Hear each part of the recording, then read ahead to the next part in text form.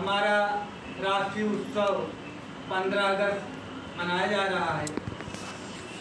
इसके ध्वजारोहण का एक निश्चित समय दिया जाता है, जिसमें कि सभी देश के, चाहे जहाज हो, चाहे सरकारी पार्क हो या सरकारी विद्यालय हो, हर जगह पर एक निर्धारित समय पे ही ध्वजारोहण होता है।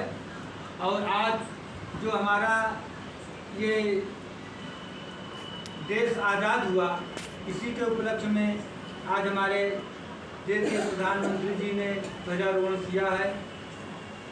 हम ये समझें कि हमारा जो शहीदों ने, हमारे सैनिकों ने, हमारे सेनानियों ने ध्वज हमें प्रदान किया है, ये गरिमामयी है। इसमें ऊपर केसरिया लगा है, बीच में सफ़ेद रंग लगा है जो शांति का प्रतीक है, नीचे हरा रंग है, खेती बाड़ी किसान, हमारी मातृभूमि हरी भरी सदैव रहे। और सदैव हमारा ध्वज ऊंचा रहना चाहिए। अगर आप कहीं देखेंगे, अगर दूसरे देश का भी राष्ट्रपति प्रधानमंत्री आता है तो समानता सब बराबरी पर झंडा लगता है।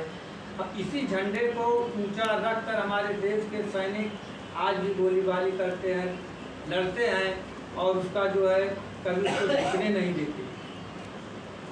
सदैव ये हमारा झंडा अगर हम हाथ में लेकर चल रहे हैं, हमारे किसान हैं, बुजुर्ग हैं, किसी से संभल नहीं रहा है, तो ये झंडा हमें सदैव अपने दाहिने कंधे पर लेकर आगे बढ़ना है।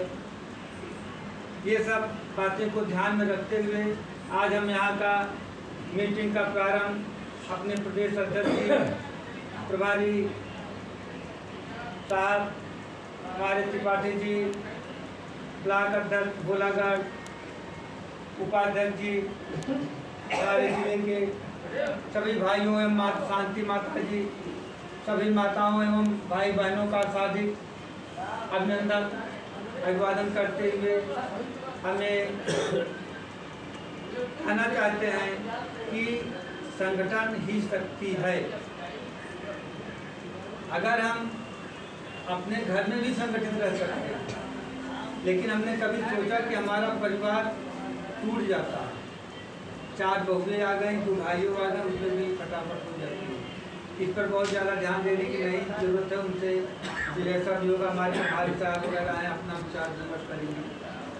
लेकिन हम अगर किसान के देश में हैं, किसान के रूप में हैं, कहीं कार्य कराना हुआ, कहीं भाग दौड़ करना हुआ, तो एक हमारी अलग गरिमामयी है, क्योंकि हम राष्ट्रीय रजिस्टर्ड से बंधे हुए हैं।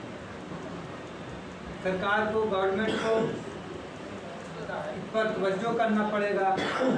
और अन्यथा हम अगर बाहर से भी आए, हमारे पास 10 आदमी लोग हैं, तो अपना पैसा दे लेकर हर जगह अपना काम करा लेते हैं। ये कोई नहीं है कि सारा काम नहीं करा।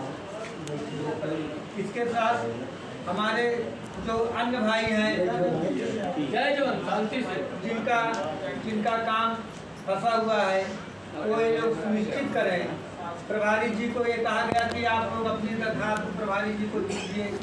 हम समझते हैं कि कोई भी दरखास्त नहीं दिया।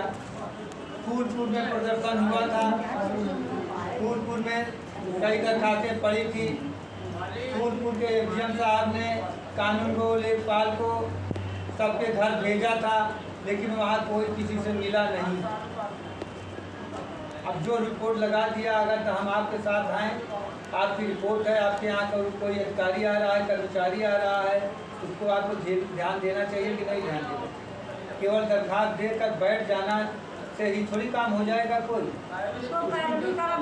उसकी पैरवी, उसकी भाग दौड़ होनी चाहिए। कोई आवे, उसको बताओ कि यहाँ कागज कहाँ रुका है, क्योंकि पदाधिकारी जो है कहीं भोलागढ़ में रुके हैं, कहीं प्रतापगढ़ में रुके हैं। जब वो समय पा जाएगा, उससे फोन से कभी ये बताइए कि इतने सदस्य हैं, कभी किसी अपने पदाधिकारी से अपनी समस्या को फोन से कभी बात किया? कभी उससे नमस्ते तक भी नहीं किया आप लोगों ने। और आप सोचते हो कि हमारा काम हो जाए। जब जानकारी नहीं तो आप काम के लिए दौड़े कैसे?